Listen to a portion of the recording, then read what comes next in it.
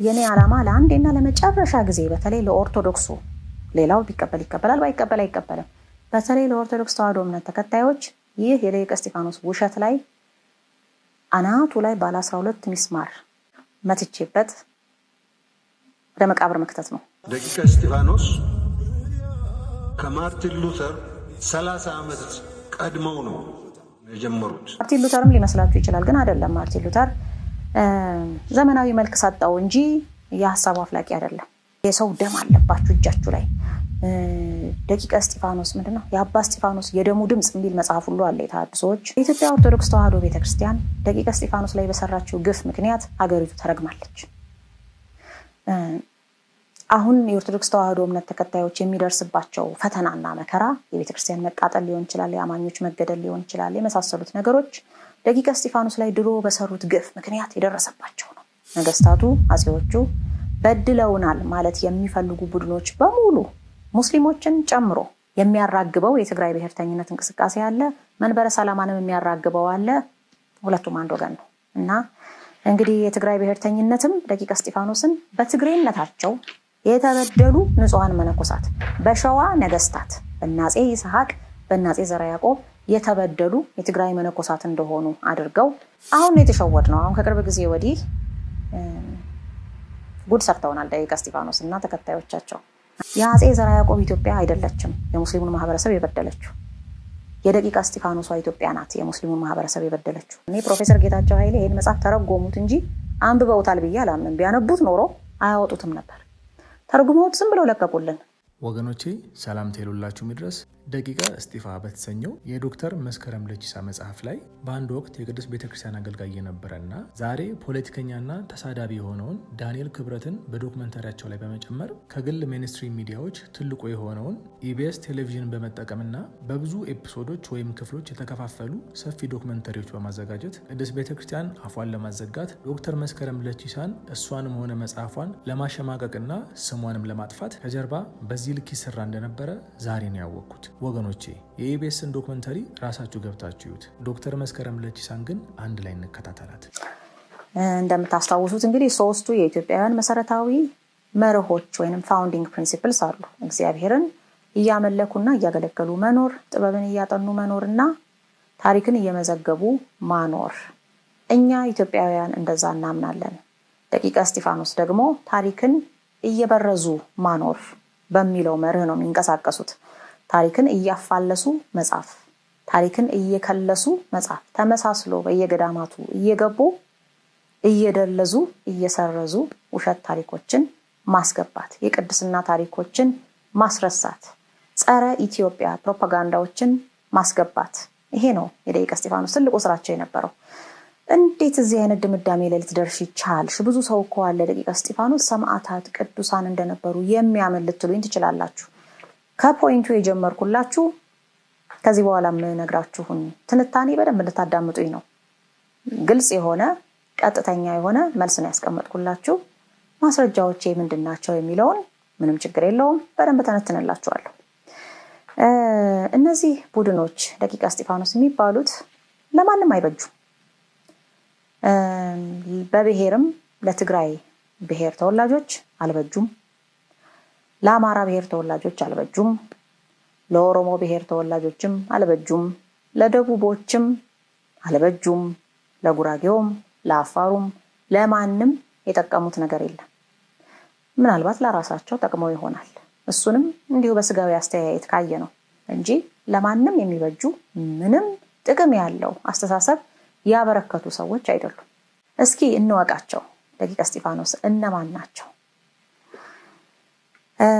ይሄንን ስለ ደቂቀ እስጢፋኖስ በዚህ ቪዲዮ የማቀርብላችሁን ትንታኔ ጨልፌ በመጠኑ የወሰድኩት ራሴው እያጠናሁት ካለሁት ጥናት ላይ ነው። ስለ ደቂቀ እስጢፋኖስ በመጽሐፍ መልክ ታገኙታላችሁ። አዲስ ዓመት ሲገባ እግዚአብሔር እንደፈቀደ መጽሐፉን ከህትመት ወጥቶ ታገኙታላችሁ። የደቂቀ እስጢፋኖስን ታሪክ ባጭሩ ለማታውቋቸው ምንድነው ደቂቀ እስጢፋኖስ ማን ናቸው ለምትሉ ምንድን ነበር ችግሩ የሚለውንም እንድታውቁት በዛው ባጭሩ ላስደምጣችሁ። ታሪካቸው የሚጀምረው በአፄ ይስሐቅ ዘመነ መንግስት ነው። ከ600 ዓመታት በፊት ማለት ነው። በእርግጥ ከአፄ ይስሐቅ ዘመነ መንግስትም በፊት ነበሩ። ነገር ግን ደቂቀ እስጢፋኖስ ተብለው በምንኩስና መልክ በትግራይ አካባቢ በገዳማት ባለው እንቅስቃሴያቸው የተገለጡት በአጼ ይስሐቅ ዘመነ መንግስት ነው። ከዛ በኋላ በአጼ ዘርዓ ያዕቆብ ዘመነ መንግስት፣ ከዛ በኋላም ደግሞ በአጼ በዕደ ማርያም፣ በአጼ እስክንድርና በአጼ ናዖድ ቢያንስ 5 ነገስታት ከደቂቀ እስጢፋኖስ ጋር ፍልሚያ ሊባል የሚችል ብዙ ትግል አካሂደዋል። ትልቅ የራስ ምታት ነበሩ በእነዚህ 5 ነገስታት ዘመን። በእርግጥ ታሪኩ የታይም ፍሬሙ እንዳይዛባባችሁ ወይንም ግራ እንዳያጋባችሁ መቼ ነው የነበሩት እነዚህ ነገስታት የሚለውን ስክሪኑ ላይ እንደምታዩት ከአጼ አምደ ጽዮን እስከ አጼ ልብነ ድንግል ወደ 16 ነገስታት በኢትዮጵያ ተፈራርቀዋል። አጼ አምደ ጽዮን እንግዲህ የነገሰው በ1306 ዓመተ ምህረት ነው። ከሱ ጀምሮ እስከ አጼ ልብነ ድንግል ማለትም የግራኝ ወረራ እስከነበረበት ዘመን ድረስ ብታዩት 16 ነገስታት ናቸው ያሉት። አንዳንዶቹ ለረጅም ጊዜ ለምሳሌ ለ28 ዓመት፣ ለ37 ዓመት፣ ለ34 ዓመት ወዘተ ነግሰዋል። አንዳንዶቹ ደግሞ በጣም ለአጭር ጊዜ ለ1 ዓመት ወይም ከዛ ያነሰ ለወራት የነገሱም አሉ። እንግዲህ በአጼ ይስሐቅ ዘመን ጀመረና በቢጫ የተቀለሙትን ነገስታት ይዋቸው። ከአጼ ይስሐቅ ዘመን የነሱ እንቅስቃሴ ይጀምርና ከዛ በኋላ እንግዲህ አጼ እስክንድር፣ አጼ ተክለ ማርያም፣ አጼ ሳርወ ኢየሱስ፣ አጼ አምደ ኢየሱስ የሚባሉ አሉ። ለአጭር ጊዜ ስለነገሱ ከደቂቀ እስጢፋኖስ ጋር ይሄን ያህልም ረጅም ታሪክ የላቸውም። ከዛ በኋላ ዋና ታሪካቸው ከአጼ ዘርዓ ያዕቆብ ጋር ነው። በዋናነት የሚነሳው ከነሱ ጋር በተያያዘ አጼ ዘርዓ ያዕቆብ ነው። ለምን? ከፍተኛ የሆነ ቅጣት ስለቀጣቸው ማለት ነው። ከሱ በኋላ አጼ በዕደ ማርያም የተወሰነ ታሪክ አለው ከደቂቀ እስጢፋኖስ ጋር፣ አጼ እስክንድር በጥቂቱ፣ ከዛ ደግሞ አጼ ናዖድ በሱ ጊዜ ነው እንቅስቃሴያቸው የተገታው ተብሎ ይታሰባል። በአጼ ዘርዓ ያዕቆብ ጊዜ እንግዲህ ትልቅ ቅጣት ወይንም የቅጣት ውርጅብኝ ሊባል በሚችል ደረጃ ስለወረደባቸው ከዛ በኋላ እንቅስቃሴያቸው እየተዳከመ ነው የመጣው። ምንድነው የተከሰተው የሚለውን እኔ ነገሩ እንዲህ ነው። ደቂቀ እስጢፋኖስ ማለት እንግዲህ የእስጢፋኖስ ልጆች ማለት ነው። የአባ እስጢፋኖስ ልጆች የእንቅስቃሴያቸው መስራች አባ እስጢፋኖስ የሚባል መነኩሴ ስለነበረ በሱ ስም ነው የተጠሩት። እዚህ ጋር እንዳይምታታባችሁ ሊቀ ዲያቆናት ቀዳሜ ሰማዕት ቅዱስ እስጢፋኖስ የሚባል አለ። በመጽሐፍ ቅዱስ ታሪኩ የተነገረለት ሰማዕት ሆኖ ለጌታችን የመጀመሪያው ሰማዕት ሆኖ በእስራኤል ሀገር ጌታችን ካረገ ከጥቂት ጊዜ በኋላ ሰማዕት ሆኖ የተገደለ እስጢፋኖስ የሚባል የመጀመሪያው ዲያቆን አለ። የሱ እንግዲህ አዲስ አበባ እስጢፋኖስ ቤተክርስቲያን ሲባል ሰምታችኋል። መስቀል አደባባይ አካባቢ ከሱ ጋር የሚያያዝ ታሪክ የለውም ማለት ነው። አባ እስጢፋኖስ ሌላ ነው። ሊቀ ዲያቆናት ከቅዱስ እስጢፋኖስ በኋላ ከ1300 ዓመታት በኋላ የተነሳ በትግራይ የተነሳ መነኩሴ ነው ማለት ነው። ይህ አባ እስጢፋኖስ እንግዲህ እንቅስቃሴውን ጀመረ። የእንቅስቃሴው ሐሳብ ጠንሳሽ ነው ብዬ በበኩሌ አላምንም። ነገር ግን ፊት አውራሪ ነው። ከፊት ተሰልፎ የሚታየው ሰው እሱ ነው። አባ እስጢፋኖስ የመነኮሰው በቆየጻ ገዳም ነው። ቆየጻ የሚገኘው ትግራይ ውስጥ ነው። ደብረ ቆየጻ ወይንም የቆየጻ ገዳምም እየተባለ በሁለቱም አጠራር አይቼዋለሁ። በቆየጻ ደግሞ ትልቅ ጻድቅ አባ ሳሙኤል የሚባሉ ነበሩ።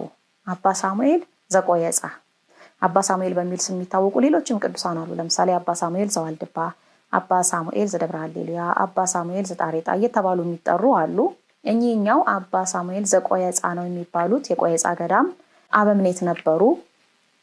ትልቅ ጻድቅ ናቸው። ቤተክርስቲያን በቅድስና ማዕረግም ታውቃቸዋለች። በጣም ሊቅ ነበሩ። በጣም ምሁር ነበሩ።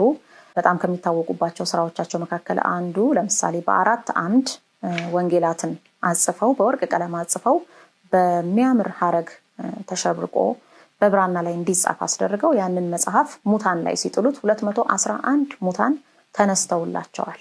በአብ በወልድ በመንፈስ ቅዱስ ሃይማኖትም እንደሚያምኑ መስክረውላቸው ይህንን ተአምር እንግዲህ በህዝብ ፊት ታይቶላቸዋል ማለት ነው። ስለዚህ ስመገናና ነበሩ፣ በህዝቡ ዘንድ የተከበሩ ነበሩ፣ ነገስታትም ያከብሯቸው ነበር።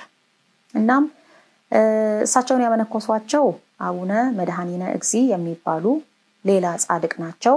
አቡነ መድኃኒነ እግዚን ደግሞ ያመነኮሷቸው አቡነ ተክለ ሃይማኖት ናቸው። ታላቁ አቡነ ተክለ ሃይማኖት የደብረ ሊባኖሱ ማለት ናቸው።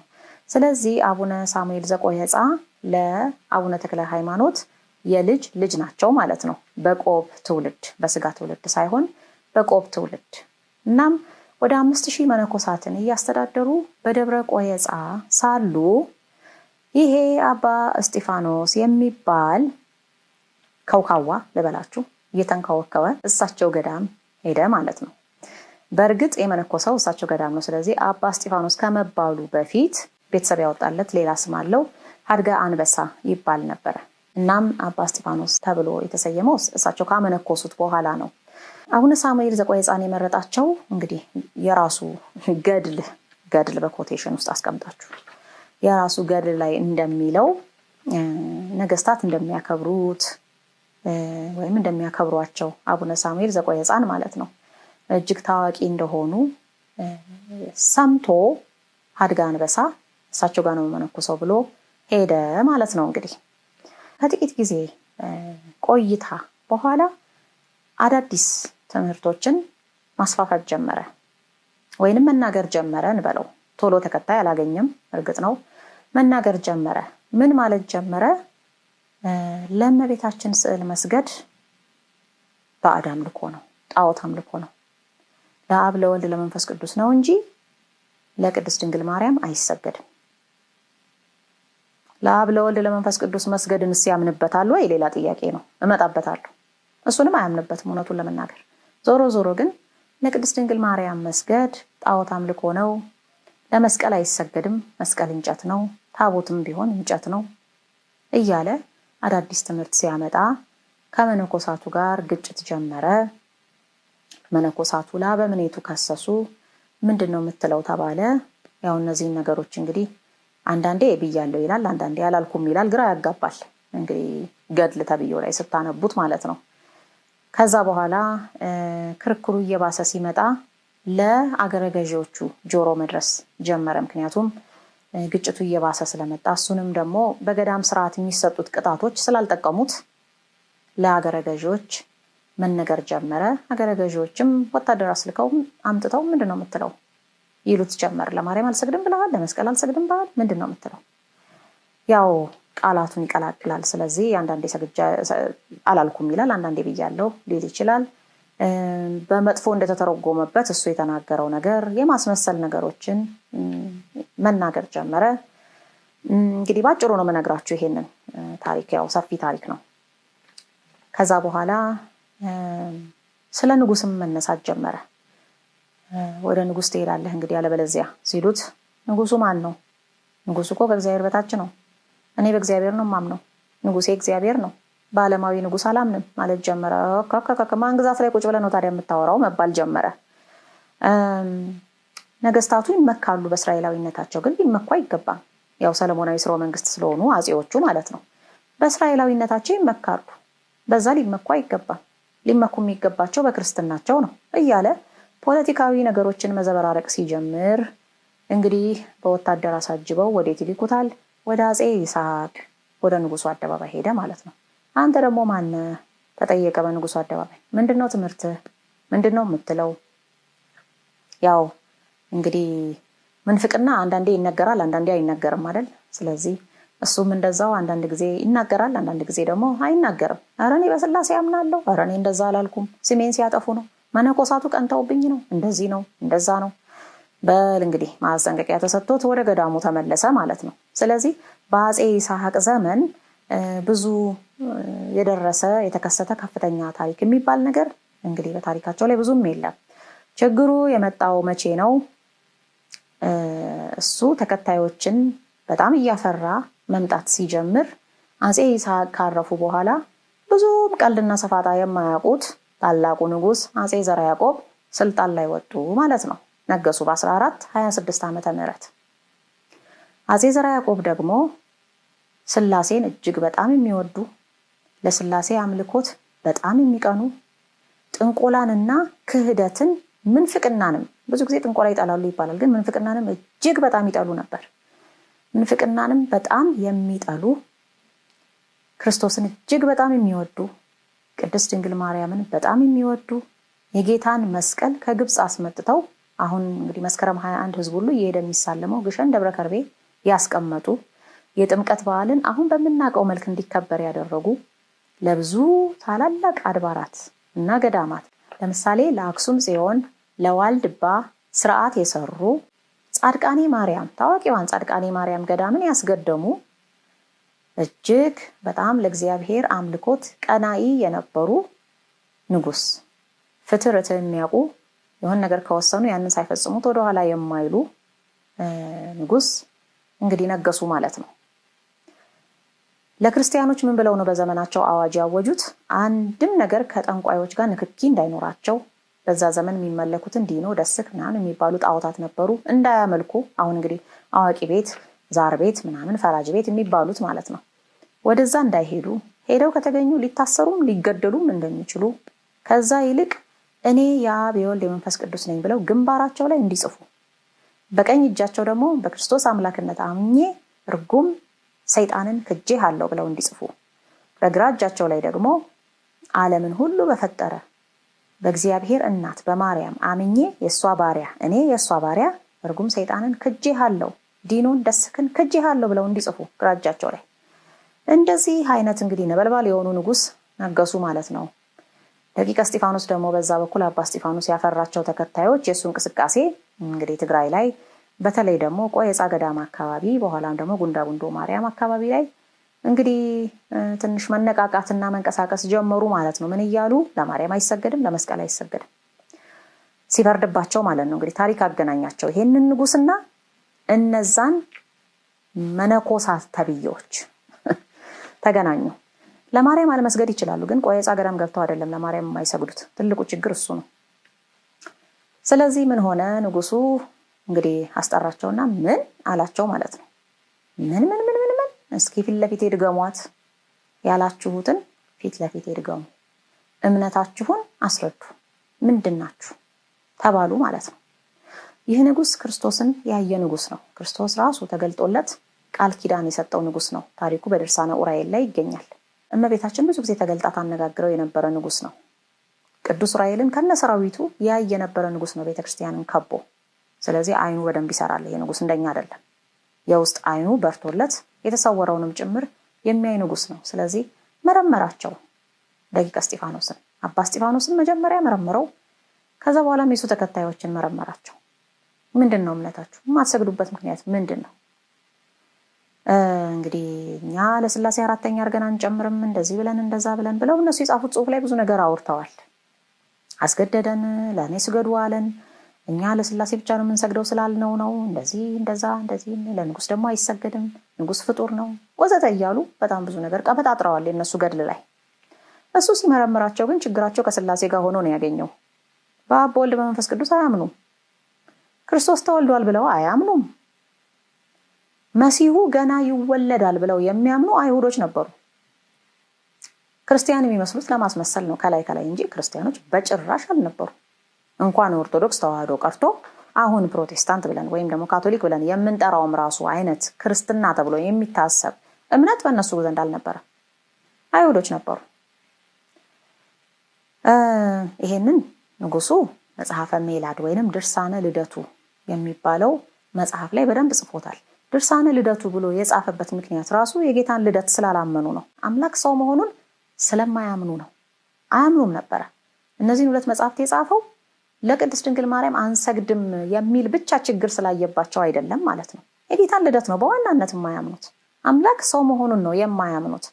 ስለዚህ እነዚህ ሰዎች ክርስቲያኖች አይደሉም ማለት ነው። ያለ ቦታቸው ነው የገቡት የክርስቲያኖች ገዳም ውስጥ። የሃይማኖት ሕጸጽ ብቻም አልነበረም ያገኘባቸው ይህ ንጉስ፣ ብዙ የምግባር ችግሮችንም አግኝቶባቸዋል። ሴሰኞች ነበሩ፣ ስራየኞች ነበሩ። በአፄ ዘርዓ ያዕቆብ ፖሊሲ ጥንቆላ አይቻልም በኢትዮጵያ ውስጥ። ስራየኞች ነበሩ፣ አስማተኞች፣ ምትሃት የሚወዱ ነበሩ። እንዲሁም ደግሞ ጸረ ኢትዮጵያ የፖለቲካ እንቅስቃሴ ውስጥ የሚሳተፉ አደገኛ የፖለቲካ ወንጀለኞችም ነበሩ። ይሄንን ሁሉ መጣበታለሁ። ስለዚህ ንጉሱ መረመራቸውና እንግዲህ መሪያቸው አባ እስጢፋኖስ ነው መጀመሪያ። ያው እንግዲህ ፍለፊት የተንከወከወው እሱ ነው ብዬ ነው ማስበው እኔ። የሐሳቡ አፍላቂ ሙሉ ለሙሉ ግን እሱ ብቻ ነው ብዬ አላስብም። አስገረፈው ንጉሱ፣ አሳሰረው። በታሰረበት ቦታ ላይ ለተወሰኑ ወራት ቆይቶ ሞተ። ከዛ በኋላ ተከታዮቹን በገቡበት እየገባ ንጉሱ የመምህራችሁን ስም አውግዛችሁ ይሄን የምታወሩትን ወሬያችሁን ትታችሁ ንስሐ ገብታችሁ የምትጠመቁ ከሆነ እምራችኋለሁ፣ አለበለዚያ ግን አለቃችሁም አላቸው ማለት ነው። እዚህ ጋር ተጀመረ እንግዲህ ጸቡ ማለት ነው። በየቤቱ በየአውራጃው በየወረዳው በየገቡበት ገዳም የንጉሱ ወታደሮች እየተከታተሉ እየሄዱ ያስወጧቸው ጀመር። እያሰሩ ወደ ንጉሱ ያመጧቸው ጀመር። እነሱም ክርክራቸውን ቀጠሉ። ድርቅናቸው ቀጠለ። ንጉሱም ቅጣቱ ጨመረ ማለት ነው። ግርፋቱም አልሆነም፣ ምኑም አልሆነም። ስለዚህ በስተመጨረሻ እነሱም ትምህርታቸውን አልተው ስላሉ በየካቲት 2446 ዓመተ ምህረት ህዝብ በተሰበሰበበት በአደባባይ እናምነዋለን ባሉት በሙሴ ህግ መሰረት በኦሪት ዘዳግም ላይ በተጻፈው መሰረት ሴሰኝነትን፣ ምንፍቅናን እንዲሁም ደግሞ ጥንቆላንና ምትሃትን ሲያደርጉ ስለተገኙ በኦሪት ዘዳግም ላይ ባለው መሰረት ነው። እንግዲህ ልብ በሉ፣ በሙሴ ህግ መሰረት። ምክንያቱም እነኚህ ሰዎች አይሁድ ነን እያሉ ነውና አይሁድነት ራሱ ይሄን ይፈቅዳል ወይ ብሎ ነው የጠየቃቸው ማለት ነው። በሙሴ ህግ እናምናለን ትላላችሁ ግን አታምኑበትም። ስለዚህ በዛ መሰረት በድንጋይ ተወግረው፣ በጦር ተወግተው፣ በእሳት ተቃጥለው በሙሴ ህግ መሰረት እንዲሞቱ ተፈረደባቸው። ካፒታል ፐኒሽመንት ማለት ነው እንግዲህ ዴት ሴንተንስ፣ የሞት ፍርድ ተፈረደባቸው። ቀንደኞቻቸው በህዝብ ፊት ተገደሉ። ተከታዮቻቸው አሁንም የንስሐ ዕድል ተሰጣቸው፣ እምቢ አሉ። ስለዚህ ከሀገር ማሳደድ ጀመሩ ማለት ነው። የአፄ ዘርዓ ያዕቆብ ወታደሮች አሳደዷቸው። በተለያዩ በአገሪቱ ጠረፍ በሚገኙ አካባቢዎች መደበቅ ጀመሩ። አንዳንዶች ሙስሊሞች ወደሚበዙባቸው ግዛቶች መሄድ ጀመሩ። አንዳንዶቹ ወደ ደቡብ መሄድ ጀመሩ። ከደቡብም እንግዲህ ወደ ሱዳን ጠረፍ፣ ዛሬ ሱዳን ብለን የምንጠራው ወይም ደግሞ ወደ ኬንያ ማለትም ሊሆን ይችላል። ብቻ ግን ወደ ደቡባማው አካባቢ ተበተኑ፣ በጣም ተበታተኑ። እንቅስቃሴያቸው በጣም ወገቡን ስለተመታ ተመልሶ መገናኘትም ለተወሰነ ጊዜ አልቻሉም። እጅግ ከባድ ፍርሃት ወድቆባቸው ነበር። አፄ ዘርዓ ያዕቆብ ግን በዘመኑ የቀጣው ደቂቀ እስጢፋኖስን ብቻ አይደለም፣ አመንዝራነትን ሲፈጽሙ የተገኙ መኳንንትንም ይቀጣ ነበር። ንስሐ ልጆቻቸውን የማይከታተሉ ካህናትንም ይቀጣ ነበር። ጥንቆላ ሲሰሩ የተገኙትን ይቀጣ ነበር በትክክል። ስለዚህ ንጉሱ የሚቀጣው አይነት አቀጣጥ ለትክክለኛ ኮዝ ስለሆነ ህዝቡ ፈራ፣ እጅግ በጣም ፈራ። ነገር ግን አካላዊ ቶርቹር የሚባለው የተራዘመ ምንድነው ይሄ በጣም ሰውን የሚያሳቅቅ አይነት ደቂቀ እስጢፋኖስ ገድላቸው ላይ እንደሚያወሩት አይነት የሰው መተልተል ምናምን የሚባል ነገር እዛ ውስጥ የለበትም ንጉሱ። ምክንያቱም ንጉሱ በጣም ብዙ ስራ አለበት። ሰው እየተለተለ የሚደሰት ሳዲስት አልነበረም። ካፒታል ፐኒሽመንት በንጉሱ ግዛት ውስጥ ያንን የተባለውን ህግ ላለመፈጸም የሚያንገራግሩትን ወይ እስር አለዚያ ደግሞ የሞት ፍርድ ከባሰ ማለት ነው። አብዛኛው ጊዜ ግን እስር ነው የሚፈርድባቸው የነበረው ወይንም ከሀገር እንዲጋዙ ያደርጋል። ከዛ ውጭ ግን የደቂቀ እስጢፋኖስ ይሄን ተሰቃይተን፣ ይሄ ተተልትለን፣ ይሄ ተጎርጉረን የሚሉት ነገር ውሸት ነው። ንጉሱ አላደረገም ያንን ነገር። ስለዚህ እንግዲህ ደቂቀ እስጢፋኖስ እንቅስቃሴያቸውን መቀጠል ስላልቻሉ መረር ያለ ነገር ስለመጣባቸው ትንሽ አሳንሰው ገምተዋት ነበር ኢትዮጵያን መሰለኝ እንግዲህና መረር ያለ ነገር ስለመጣባቸው እስኪያገግሙ ድረስ በየቦታው ሲያቃስቱ ቆይተው በአፄ ናዖድ ዘመን እንደምንም ተሰባሰቡና አንድ የመጨረሻ መርዘኛ ስራ ሰርተን እንበቀል የሚል አይነት ሐሳብ አፈለቁ። ማንን ነው የሚበቀሉት? ቤተክርስቲያንን እና ኢትዮጵያን፣ ክርስቲያኑን ህዝብ፣ የጠላቸውን ህዝብ፣ በተለይ ደግሞ ነገስታቱ። ስለዚህ ምንድነው ያደረጉት?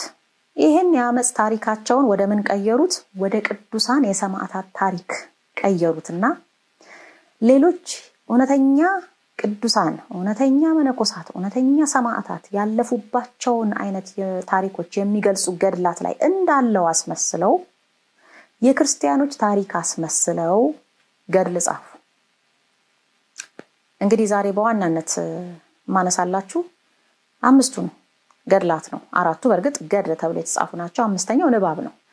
ግን ያው ለአጠራር እንዲመች ገድላት እንበላቸው። አንዱ የአባ እስጢፋኖስ ገድል ነው፣ ዋናው እንቅስቃሴያቸው መስራች።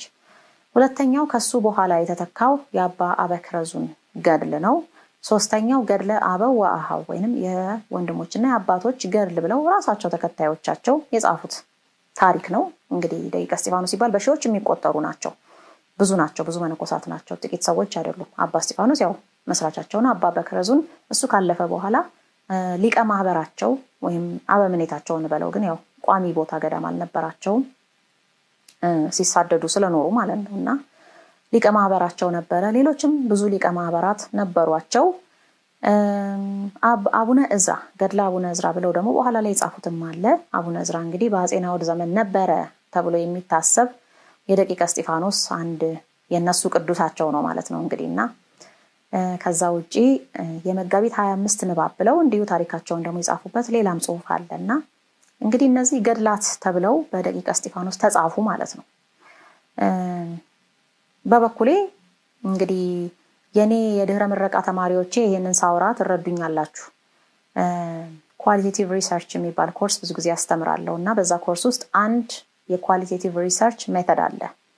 ምን የሚባል ኮንቴንት አናሊሲስ ወይም ዶኪመንት አናሊሲስ ወይም ቴክስቹዋል ኢንተርፕሪቴሽን የሚባል የጥናት ዘዴ አለ።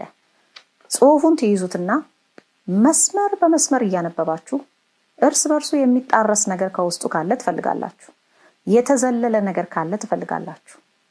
ኢንተርናል ኢንኮንሲስተንሲ ኤክስተርናል ኮንሲስተንሲውንም ታዩታላችሁ። ማለትም ከሌሎች ዶኪመንቶች ጋር ምን ያህል ይናበባል፣ በወቅቱ ከነበረው ታሪክ ጋር ምን ያህል ይናበባል የሚለውንም ነገር ታያላችሁ። የጸሐፊዎቹን ዓላማ በውስጡ ታያላችሁ፣ በአናሊሲስ ማለት ነው። ስለዚህ መስመር በመስመር እነዚህን 5 ገድላት ሄድኩባቸው። ገድላት ባልኩኝ ቁጥር በነገራችን ላይ በኮቴሽን ማርክ ውስጥ አድርጋችሁ አስቡልኝ፣ ምክንያቱም ገድላት አይደሉም። ይህን ደግሞ አሳያችኋለሁ። እነዚህን ገድላት እንድንቀበላቸው በዘመናችን ብዙ የሃይማኖት ሰዎችና ምሁራን ወትውተውናል። እውነቱን ለመናገር ከነዚህ መካከል ግን ትልቁን ሚና የተጫወቱት ፕሮፌሰር ጌታቸው ኃይሌ ናቸው። አሁን አርፈዋል። ፕሮፌሰር ጌታቸው ኃይሌ በዚህ መጽሐፍ ደቂቀ እስጢፋኖስ በሕግ አምላክ በሚለው መጽሐፋቸው እነዚህን ያልኳችሁን 5 ገድላት ገድለ አባ እስጢፋኖስ፣ ገድለ አባ በክረዙን፣ ገድለ አበው ወአሃው፣ የመጋቢት 25 ንባብ የተባለውንና ገድለ አቡነ እዝራ የተባሉትን 5 የደቂቀ እስጢፋኖስ ጥራዞች ከግዕዝ ወደ አማርኛ ተርጉመው በመጽሐፍ መልክ አሳትመው ለህዝቡ ያሰራጩ ናቸው ማለት ነው። አንዳንዶች በእርግጥ ደቂቀ እስጢፋኖስን አስመልክቶ ምርምር ጥናት አድርገው ሁሉንም ነገር በራሳቸው የጻፉት የሚመስላቸው አሉ። ግን አይደለም። ዋናው ጽሑፉን የጻፉት ራሳቸው ደቂቀ እስጢፋኖስ ናቸው፣ ወይንም የደቂቀ እስጢፋኖስ ተከታዮች የነሱ ተተኪዎች ናቸው የጻፉት። ድሮ የተጻፈ ነው። የተገኘውም በጉንዳ ጉንዶ ማርያም ወይንም ጉንዳ ጉንዴ አጠራሩ ላይ ሁለቱንም አይነት አይቻለው። በዛ ገዳም የተገኘ ነው እና እንግዲህ ፕሮፌሰር ጌታቸው ኃይሌ ያደረጉት ምንድነው? ያንን ከግዕዝ ወደ አማርኛ ለአሁን ዘመን ትውልድ ነው እንዲነበብ ያደረጉት ማለት ነው። እና ብዙዎች ይሄ መጽሐፍ እውነተኛ መጽሐፍ እየመሰላቸው ውስጡ ያለው እውነተኛ ገድል እየመሰላቸው እየተሸወዱ እያየሁኝ ነው። ብዙ ኦርቶዶክሳውያን ሌሎች እውነተኛ ነው አይደለምም የሚሉበት ክራይቴሪያ የላቸውም። ምክንያቱም ገድል በእነሱ ባህል የለም። በኦርቶዶክሳውያን ዘንድ ግን ምን እንደሆነ ገድል እናውቃለን። አንድ ገድል ለመባል ምን ማሟላት እንዳለበት እናውቃለን። ስለዚህ በእነዛ መስፈርቶች መሰረት በደንብ አድርገን በዚህ ውስጥ የተጻፉትን ነገሮች እውነተኛ ታሪክ ናቸው ወይስ አይደሉም፣ ይሄ ነገር ገድል ለመባል ይበቃል ወይስ አይበቃም የሚለውን ማየት እንችላለን። ለእኛ ምንም አያስቸግረንም። ሌላው ሊሳሳት ይችላል፣ እኛ ግን የምንሳሳትበት ምንም ምክንያት የለም። ገድላቱን እንዴት ብለው መሰላችሁ የጻፉት? እነሱ ልክ ቅዱሳን ሰማዕታት እንደሆኑ እውነተኞች መነኮሳት እንደነበሩ አባ እስጢፋኖስን በጣም ብዙ መነኮሳት እንደቀኑበት ከእውቀቱ የተነሳ የመጽሐፍ ቅዱስ እውቀቱ በጣም ሰፊ ከመሆኑ የተነሳ መነኮሳት በጣም እንደቀኑበት፣ ህዝብ ደግሞ እሱ ሲያስተምር ለመማር ይመጣ እንደነበረ፣ በዚህ ምክንያት ደግሞ ንጉሱ ለራሱም ዙፋን ጭምር እንደሰጋ፣ ከዛ በኋላ ደግሞ ስገድልኝ እያለ እንዳስቸገረው፣ የነገሩ ጠንሳሽ ወይንም ደግሞ ቆስቋሽ ነገረኛው ንጉሱ እንደሆነ አባ እስጢፋኖስ እንዳልሆነ፣ ንጉሱ ስገዱልኝ የማለት አባዜ የነበረበት የመመለክ ፍቅር የነበረበት ንጉስ እንደሆነ፣ የሱ ተከታዮች ደግሞ የደቂቀ እስጢፋኖስ ማለትም የአባ እስጢፋኖስ ተከታዮች በየቦታው በተሰደዱበት ሁሉ እንደው በቃ ክርስቲያኑ ነው የማይቀበላቸው እንጂ ሌላው ሰው በሙሉ ይወዳቸው እንደነበረ፣ አረማውያኑ ማህዛቡ የሚቀበሏቸው እንደነበረ በቃ ይሄን የመሳሰለ ነገር ነው የጻፉትና ከቅናት የተነሳ ንጉሱ እንዳሳደዳቸው፣ የንጉሱ ጭፍሮች እንዳሳደዷቸው፣ ይሄ ቅድም የነገርኳችሁ ካፒታል ፓኒሽመንት አለ በኦሪት ዘዳግም መሰረት የተፈረደባቸው በድንጋይ መወገር፣ በጦር መወጋት፣ በእሳት መቃጠል፣ የተወሰነ ቦታ ደግሞ ያየሁትም አለ በስቅላትም የተቀጡ አሉ። እንደዛ ሳይሆን እነሱ ታሪካቸውን የጻፉት ብዙ አካላዊ ቶርቹር እንደደረሰባቸው አድርገው እንደውም ሊስት አድርጌያቸዋለሁ ከመጽሐፉ ላይ አውጥቼ ሞፈርና ቀንበር ተጭኖባቸው እንደተጎተቱ፣ እጆቻቸውን በምላጭ እንደተተለተሉ፣ ወታደሮቹ በጦር ጫፍ ሰውነታቸውን እየጓጎጡ ያሰቃዩቸው እንደነበረ፣ በሽንቁር ግንድ በማነቆ እንደታሰሩ እንደው በኢቢኤስ ሁሉ ይሄ ነገር በጥናታዊ ዘገባ መልኩ ሁሉ ቀርቧል። እንደውነት ተቆጥሮ ይሄ ነገር አልተከሰተም፣ ግን ይሄ ሁሉ ውሸት ነው። በቤት አምድ ላይ አንጠልጥለው በጢስ እንዳጠኗቸው፣ አፈር ላያቸው ላይ እንደበተኑባቸው፣ እበት እንደለቀለቋቸው የአፄ ዘርዓ ያዕቆብ ወታደሮች ማለት ነው እንግዲህ የምድጃ አመድ እንደደፉባቸው፣ በግንድ ሽንቁር ውስጥ ጠጠር ጨምረው በስጋቸው ላይ እንደቀረቀሩባቸው፣ ጺማቸውን እንደነጯቸው፣ በእሳት ሰውነታቸውን እንደለበለቧቸው፣ ጓንታናሞ ቤይ ነው ያስመሰሉት። በጥያቄ መሃል በጦርና በአንካሴ ሰውነታቸውን ይወጋጓቸው እንደነበረ፣ በዘ ቅርጽ ፊታቸውን እንደተተለተሉ፣ ቋንጃቸው እንደተመዘዘ፣ አፍንጫቸው እንደተፎነነ፣ ምላሳቸው እንደተቆረጠች እውነት ልትሆን ትችላለች። ምላስ ይቆረጥ ነበር ድሮ። ምንፍቅና በጣም እያበዛ የሚናገር ሰው በጣም ቅፍፍ ስለሚላቸው የድሮ ነገስታት ለምሳሌ የክርስቶስን አምላክነት የሚክዱ በስላሴ ላይ በእመቤታችን ላይ ክፉ ነገር የሚናገሩ ሲያገኙ ተው ይባላል። እምቢ ካለ ምላሱ ይቆረጣል። ይሄ ሆኖባቸው ሊሆን ይችላል። ከዛ ውጪ የሞት ፍርድ ነው። እንዲህ አይነት ይሄ ሳዲስቲክ የሆነ ቶርቸሪንግ አልነበረም በእነሱ ታሪክ ውስጥ። ውሸት ነው ይሄ ሁሉ። እጅና እግራቸው ተቆርጦ በድንጋይ እንደተወገሩ፣ በድንጋይ ተወግረዋል እርግጥ ነው። የተወሰኑት በቢላዋ ታርደው እንደሞቱ ዝም ብለው ራንደምሊ መንገድ ላይ ማለት ነው። ከነርሱ መካከል ሴቶቹ እንደተደፈሩ፣ እቺ ደግሞ ብዙ ታሪክ አላት። ማን ነበረ ደፋሪው የሚለው ታሪክ አለው በነገራችን ላይ። ጡታቸውም የተቆረጠ እንዳሉ፣ ህፃናቶቻቸው ምንኩስናን ትተው የንጉሱ ወታደሮች በቅሎ ጠባቂ እንደተደረጉ፣ ወይ መከራቸው ሲያሳዝኑ፣ በቀጋ እሾህ ይገረፉ እንደነበረ፣ ኮሶ በግድ ይጋቱ እንደነበረ ሁሉ ጽፈዋል። ስለዚህ ሰማዕታት እንደሆኑና የኢትዮጵያ ኦርቶዶክስ ቤተክርስቲያን እንደውም በእነሱ ስም ጽላት ቀርጻ ልታከብራቸው እንደሚገባ ይህን የመሳሰሉ ነገሮች አሁን እንግዲህ ተተኪዎቻቸው ወይንም የእነሱን ነገር በእኛ ዘመን የሚያስተጋቡላቸው ይሄንን ይጽፉላቸዋል። በገድሎቻቸው ውስጥ አሁንም በኮቴሽን ማርክ አፄ ዘርዓ ያዕቆብ ከሳኦል ጋር አመሳስለው ጽፈውታል።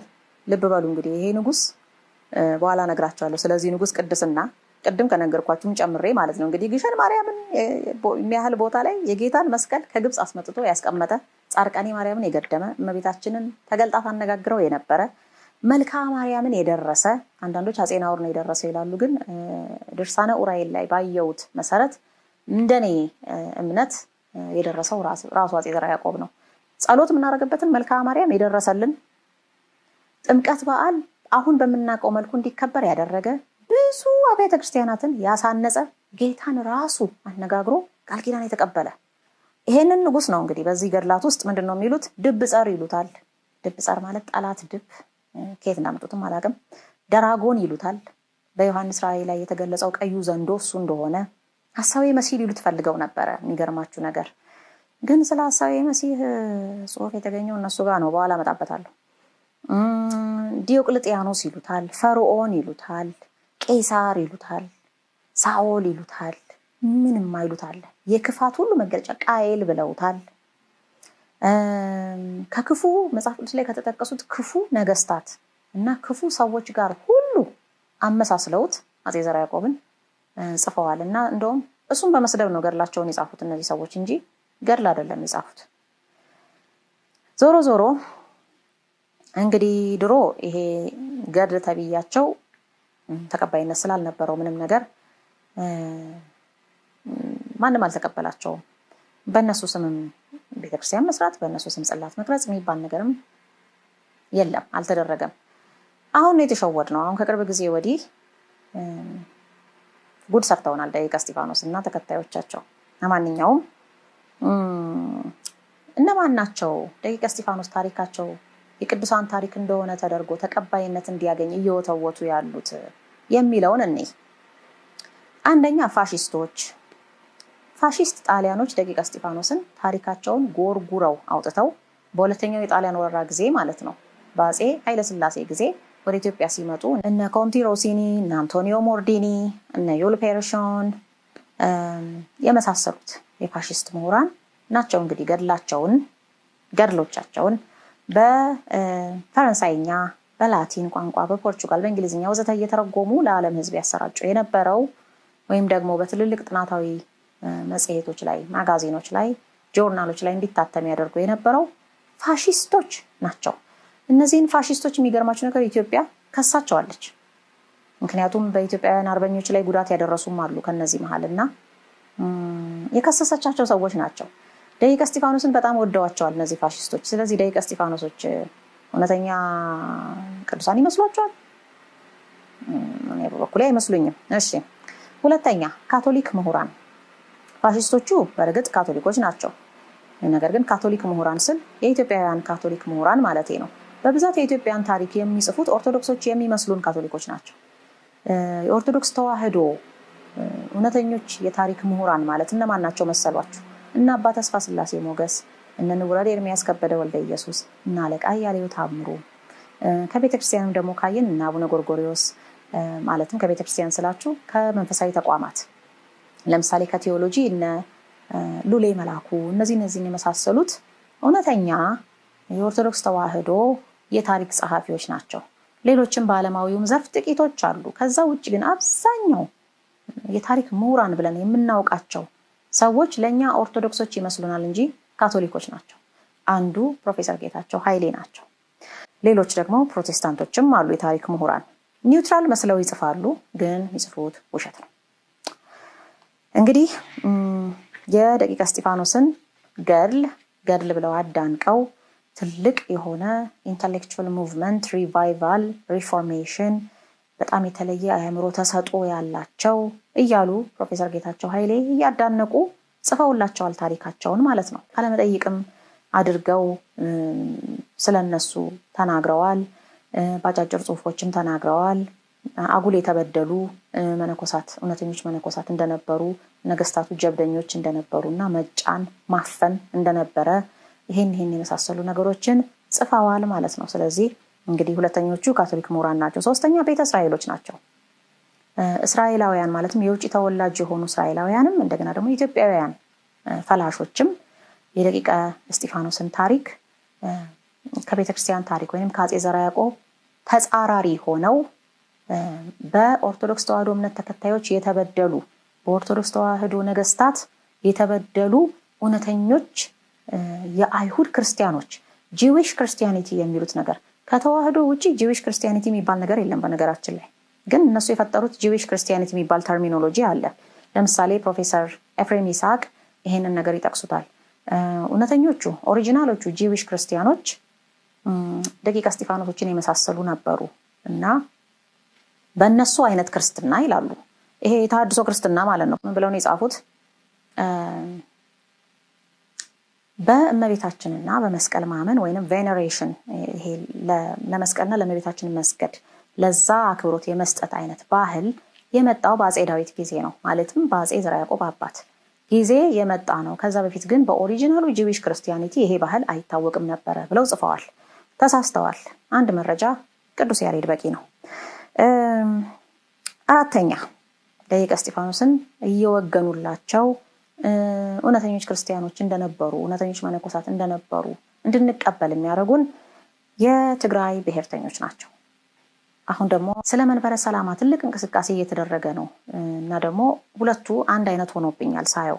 የደቂቀ እስጢፋኖስንም የሚያራግበው የትግራይ ብሔርተኝነት እንቅስቃሴ አለ፣ መንበረ ሰላማንም የሚያራግበው አለ።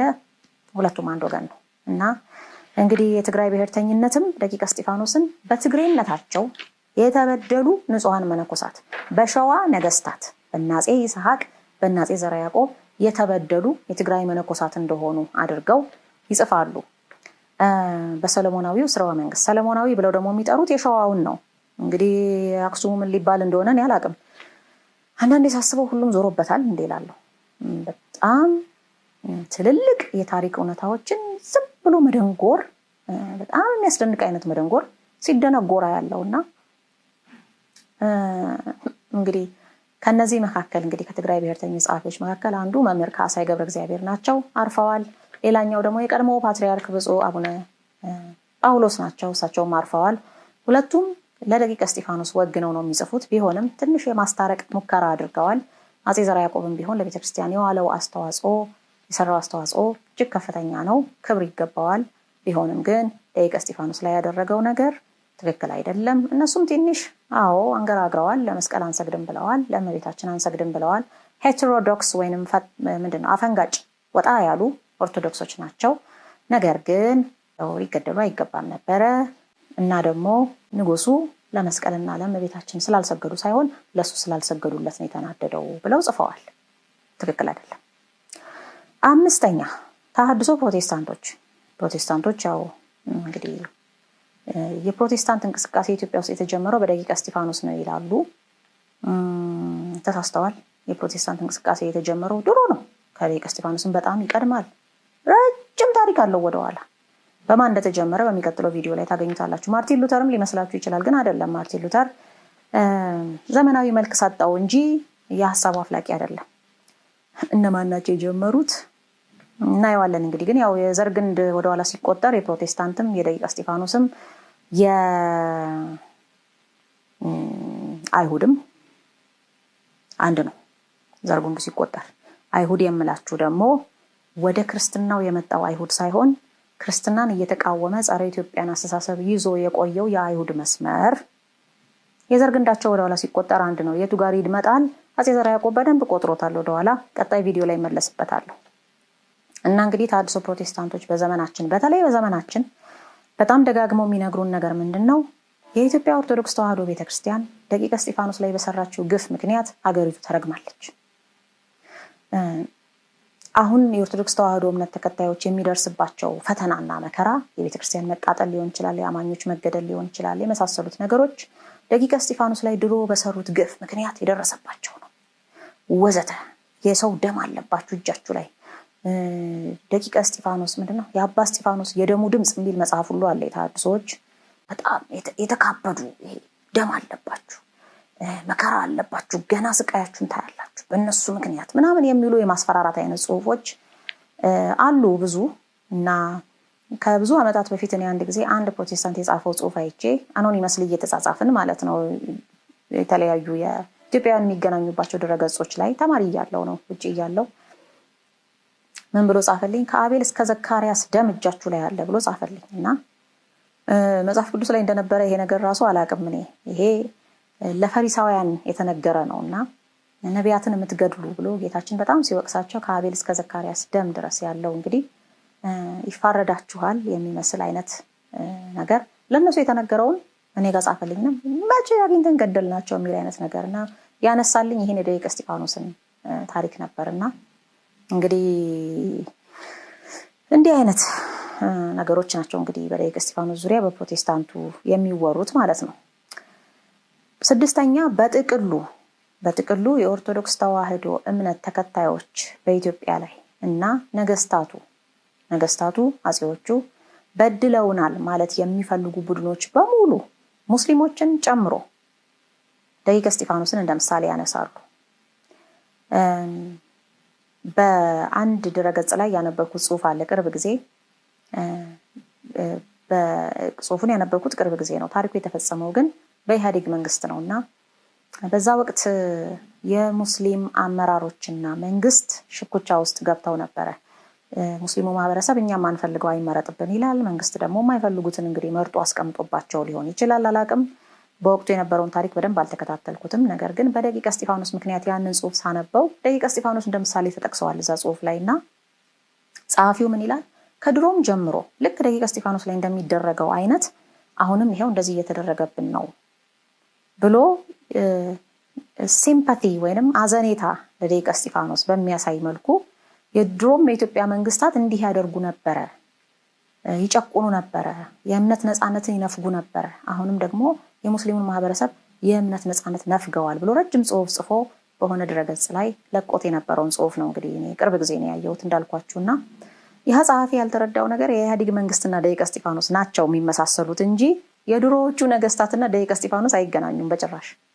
ማለትም በሙስሊሙ ማህበረሰብ ላይ በደል አደረሰ ከተባለ በዛ ወቅት በዛ አይነት አካሄድ በኢህአዴግ መንግስት ያደረሱት ደቂቀ እስጢፋኖሶች ናቸው። ምክንያቱም የትግራይ ብሔርተኞች ናቸው እነሱ እና የኢህአዴግ መንግስትን ሼፕ ያደረጉት ደቂቀ እስጢፋኖሶች ናቸው። እነሱ ናቸው በሙስሊሙ ማህበረሰብ ላይ ጫና ያደረሱት እንጂ ያ ሰው ሲምፓታይዝ ሊያደርግላቸው የሚችል ግሩፖች አይደሉም ማለት ነው። የአጼ ዘርዓ ያዕቆብ ኢትዮጵያ አይደለችም የሙስሊሙን ማህበረሰብ የበደለችው።